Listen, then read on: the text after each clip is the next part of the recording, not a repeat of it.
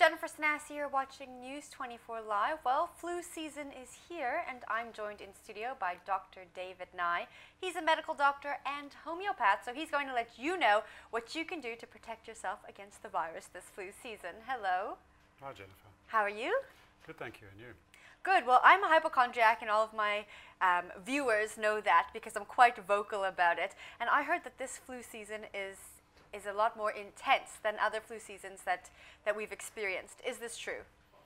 I think we hear that every year.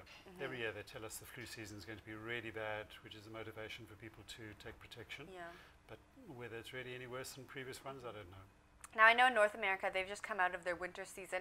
We're going into it. They saw quite a bad flu season with the H3N2 flu virus. I know more than 30 children passed away because of it. Should we expect this virus to make its way down here?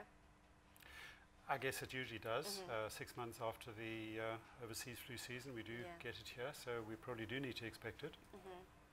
Now, the flu vaccine, does it vaccinate against all the strains of flu that are out there?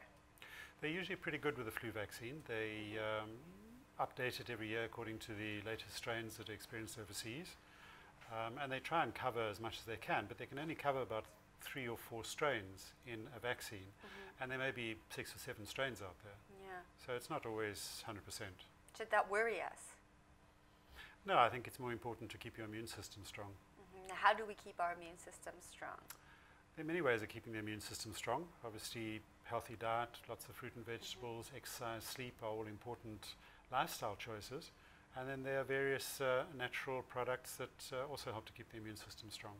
Talk us through some of those natural products that we can be taking moving into the winter months to help keep our immune systems at 100%. Things like vitamin C, taking 1,000 or 2,000 milligrams a day is a very good preventative and keeps your immune system strong.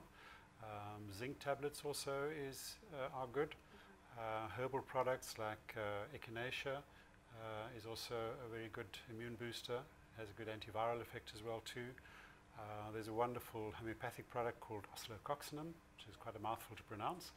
But although it's been shown in studies to help mitigate the effects of flu, in my practice I certainly find that it really does work for prevention as well. And many patients use it as a preventative because it also helps to boost the immune system.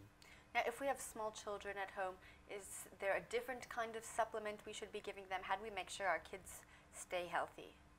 Very much the same principles of good nutrition and sleep. Children, it's not so easy to give vitamin C and probably not necessary, but things like echinacea or oscillococcinum can certainly be given to babies, toddlers, the aged, everybody. Now, we have a question from one of our viewers. They would like to know about the flu vaccine and children with egg allergies. She says that she's heard that children with egg allergies can't get the flu vaccine because it contains an egg product in it. Is that true? I'm not sure. Okay. I know that the vaccine producers are very aware of people's allergies and they try and avoid putting vaccines in. Certainly vaccines used to have egg products in them. I don't think they do anymore. But okay, so I just would have double to check. that. Double check. Now, should we be getting the vaccine, or do you think using all of these natural remedies that we've just spoken about is enough to get you through flu season? That's always a matter of opinion, and I think it's for every individual to decide.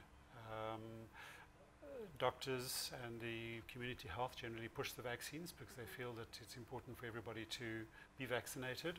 But I think it's up to the individual to decide what's best for them. They might choose not to have a vaccine and just to really live healthily, and that often is all that one needs. And certainly with the help of some of the herbal and homeopathic supplements, you're more than well covered. Now, I want to speak about that H3N2 virus just a little bit more.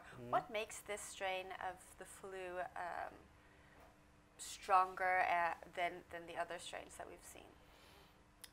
Yeah, obviously when they say it's stronger, it means it has a more virulent effect on illness and probably the length of the flu and the complications or the comorbidities of the flu. Viruses are not subject to antibiotic treatment, so you can't say it takes a strong antibiotic to kill it.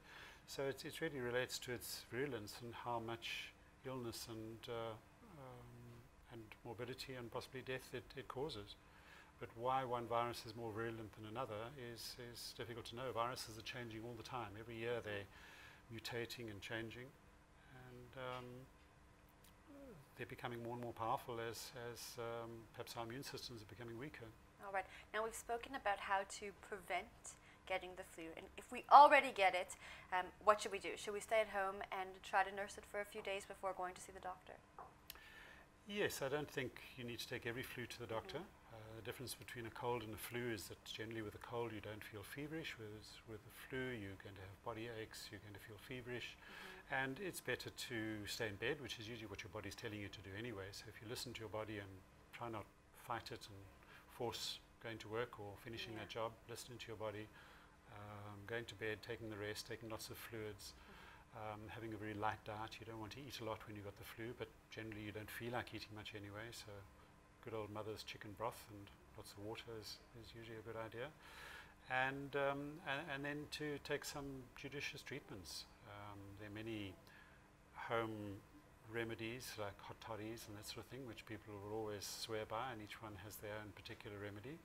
But again, oscillococcinum is a fantastic remedy, which I always advocate for my patients who are getting the flu, because it certainly shortens the effect of the flu, it makes it less severe, it builds up the immune system at the same time, and it has no side effects, and it's good for everybody. Can you get it over the counter? You can, yeah.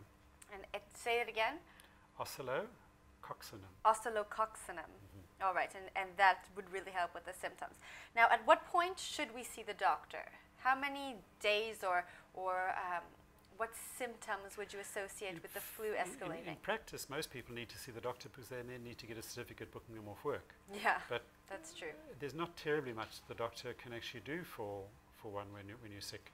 Obviously, if the flu goes on for a longer period of time, there may be complications developing, you may get pneumonia or viral myocarditis or some nasty complications, which hopefully one doesn't get. And obviously, if you're not getting over the flu in a few days, then one would need to get a medical opinion. But generally, the doctors are not going to be able to give you terribly much to improve the flu other than the vitamin C and the zinc and those kind of things. Dr. Nye, thank you so much for joining us. You're very welcome.